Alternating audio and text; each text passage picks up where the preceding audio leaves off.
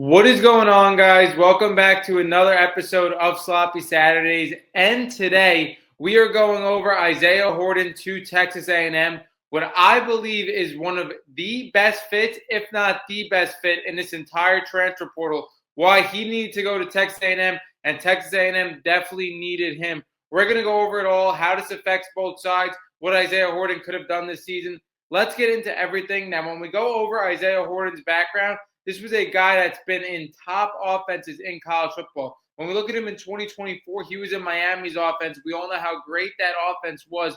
He was with a Cam Ward. He was with Xavier Restrepo. He was with Elijah Arroyo, Damian Martinez. So this guy was a secondary option in that offense. He had nice production, though. He had 56 receptions, 616 yards, and 5 touchdowns for that offense. Then he transfers to Alabama, where he becomes a secondary option in that offense. When we talk about the great season Jeremy Bernard had, he's going to be one of the top receivers in the draft. He was also alongside Ryan Williams, Ladzier, Brooks. So he was with a lot of other receivers in that room. He totals 8 touchdowns, 511 yards. He gets out of that situation now, and he joins Texas A&M. I believe this is a phenomenal fit for both sides. One, I think it's a great move for Isaiah Horton because Isaiah Horton is a guy that could have came out to the NFL draft this year. For me, there's no reason to do that. Like I said, he has experience in these loaded offenses. He's going to get way more than Texas A&M than he ever would have got from the NFL this year, and he could still develop another year, possibly improve his stock. And like I said, worst comes to worst, if he does not improve his stock, he would be getting more money than he would from the NFL. Why I believe this is such a phenomenal fit for both sides.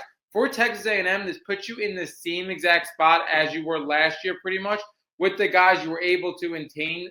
It's only going to develop, like a Mario Craver and a Marcel Reed. You were able to retain those guys for top dollar. Those guys are cornerstone of your program, pushing there last year. You bring in Isaiah Horton to replace a Casey Concepcion. Casey Concepcion, ultra talented, a guy that's going to be going in the first 2 rounds of the NFL draft. But you create a 3-headed monster. Mario Craver is going to be one of the best receivers in all of college football. Ashton Bethel-Roman really came on last year. He's going to be a solid number 2. Along with Isaiah Horton as well. You create a 3-headed monster. Whoever's your third corner on the field for opposing defenses, you got to be worried because you have possibly 3 wide receiver ones in college football. Isaiah Horton, even with this production, I wouldn't go off the production. I would go off of the experience in these loaded offenses for these different play callers. This guy was the second-graded receiver in the transfer portal cycle this year. So, again, like I said, to have a 3-headed monster last year in KC, Mario, and Ashton Bethel-Roman, and now to, again, as KC leaves, you add the number 2 transfer portal receiver in this room. Again, you now have this 3-headed monster. Yet again, that could be the best receiving core in the entire country. Why I also love this move for Isaiah Horton, not only, again, does he have experience in loaded offenses, I like this move too because he's a 6'4", 208-pound receiver. So this is a guy now, as much as I love Mario Craver, who has elite quickness, elite separation off the line of scrimmage, and how much as Ashton Bethel-Roman came on as well. Mario Craver is 5'9". Ashton Bethel-Roman is 6 foot tall, barely. Isaiah Horton is 6'4" now, so this brings a different type of element to this offense where you have a receiver that could go up and get it in comparison to these other two. So I think it makes a more diverse receiver room as well. And Isaiah Horton can consistently stay on the outside because we all know how Mario Craver loves to eat from the slot, and he's, let's be honest, an absolute mismatch from the slot. Why I also love this move as well because I do think you need a loaded offense around a quarterback like Marcel Reed. When Marcel Reed came into college football replacing Connor Wegman, we saw a guy that really only wanted to use his legs. We saw a guy that had single-digit passing attempts in multiple games in college football. So, again, the way he was able to develop this year, way he was able to be forced to develop as a passer because he had 3 go-getters at wide receiver, 3 guys that you just had to get the ball to. We saw a guy last year that had so many games where he passed the ball high 20s, 30 times. So, again, for him to consistently develop, I think it's very important to bring in these elite receivers around him to force him, like I said again, to make this a passing offense. I also think the running backs were great last year as well. When you look at Le'Veon Moss and Reuben Owens, I know Le'Veon Moss was out a little bit. Now Reuben Owens is going to take over for this offense. They were able to retain him, and a guy that looked really good behind Le'Veon Moss and looked really good when he had to take over this offense. their rushing attack's going to be there for Marshall Reed as well. You're also going to have other running backs, again, that they're going to have to step up as well as these secondary backs.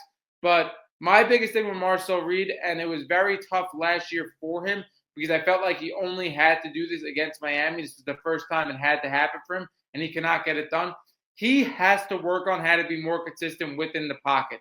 If this Texas A&M team wants to go the length of the distance and win a national championship, Marshall Reed is going to have to win within the pocket. There's going to have to be a point in the season where he's going to have to stay in the pocket, face constant pressure, and eat up a defense. And he wasn't able to do that last year against Miami. Granted, like I said, with their schedule and how things shook out, he only had that opportunity to do that in the last game of the season. And we saw a high explosive offense. You could argue the best offense in the country in Texas A&M be held to 3 points. Obviously, his season's end sour on an interception in the last second drive against Miami. But again, this Texas A&M team had immense talent last year. And I think, again, when you're going on the last year of a Marshall Reed and a Mario Craver possibly, it is super important to load this offense the same way you did last year. And bringing in an Isaiah Horton makes this wide receiver room a three-headed monster. And like I said, for Isaiah Horton, you couldn't have gone to a better spot.